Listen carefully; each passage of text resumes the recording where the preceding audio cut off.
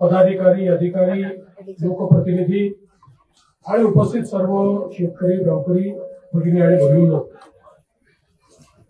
अतिशय मोठी अतिवृष्टी आपल्या महाराष्ट्रामध्ये आणि विशेषतः मराठवाड्याच्या भागामध्ये झाली। लातूर जिल्हा असेल, धाराशिव जिल्हा असेल, बीड जिल्हा असेल, या ठिकाणी अक्षरशः ढगफुटी सदृश पाऊस झाला आणि त्यामुळे विशेषतः आपल्या नद्यांना पूर आला। त्याचं पाणी आसपासच्या शेतीमध्ये शिरलं, पिकांचं नुकसान झालं, जमीन खरडून गेली, गावामध्ये पाणी शिरलं, लोकांचं घरातलं धान्य, त्या ठिकाणी घरातल्या वस्तू याचं नुकसान झालं, बऱ्याच ठिकाणी व्यापाऱ्यांचं देखील नुकसान झालं। आणि म्हणूनच आज या ठिकाणी मी आलो आहे।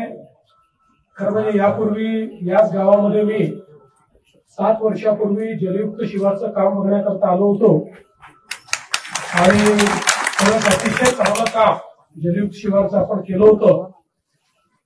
त्यावेळी खरं म्हणजे आपल्याला पाणी मिळावं म्हणून आपण काम केलं होतं, पण आता पाणी इतकं अधिक झालंय की यावेळी त्याच्यामुळे मोठं नुकसान आपलं झालंय। आणि म्हणून शासन म्हणून मी आपल्याला या निमित्ताने आश्वस्त करतो की सगळे निकष बाजूला ठेवून आम्ही सर्व शेतकऱ्यांना सरसकट मदत करणार आहोत आणि जेवढी वाढीव मदत आम्हाला करता येईल ती करण्याचा आमचा प्रयत्न असेल।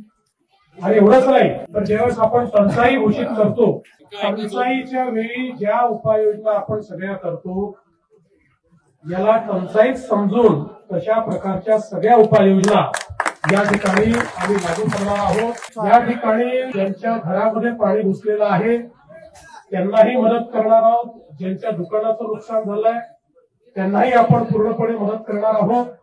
आणि केवळ या ठिकाणी आपली घोषणा नाही तर कालच पहिला हप्ता 2300 कोटी रुपयाचा आपण रिलीज देखील केलेला आहे। आणि आता जशी नुकसानीची सगळी पाहणी आपल्यापर्यंत पोहोचेल त्यावेळी जी काही अधिकची सगळी मदत आहे ही सगळी मदत आपण करणार आहोत। कुठल्याही परिस्थितीमध्ये शेतकऱ्यांना या ठिकाणी वाऱ्यावर सोडायचं नाही असा आपल्या सरकारचा निर्णय। यासोबत इन्फ्रास्ट्रक्चरचं देखील मोठ्या प्रमाणात नुकसान झालेलं आहे। विशेषतः या गावची जी मागणी आहे की 2 गावांना जोडणारा आपल्याला जो पूल या ठिकाणी करायचा आहे, मी आजच घोषणा करतो की या पुलाला आम्ही मान्यता देऊ, या ठिकाणी येणाऱ्या रस्त्याला देखील आम्ही मान्यता देऊ, तो रस्ता देखील जो आहे त्यालाही आम्ही मान्यता देऊ आणि सगळ्या पद्धतीनं हे जे काही इन्फ्रास्ट्रक्चरचं काम आहे हे काम देखील या ठिकाणी आम्ही पूर्ण करू। त्यामुळे कोणालाही चिंता करण्याची आवश्यकता नाहीये। सरकार 100% तुमच्या पाठीशी उभं आहे। सरकार योग्य अशा प्रकारची भूमिका यामध्ये घेईल आणि ज्या काही मागण्या समोर आलेल्या आहेत त्या मागण्या निश्चितपणे आपण पूर्ण करू। मला अनेक गावांमध्ये या ठिकाणी पाहणी करायला जायचं आहे, त्यामुळे मी अधिक आपला वेळ घेणार नाही आणि जरूर ही सगळी जी काही आपली परिस्थिती आहे त्या परिस्थिती अनुरूप या ठिकाणी निर्णय घेतला जाईल हा विश्वास मी आपल्याला देतो। धन्यवाद।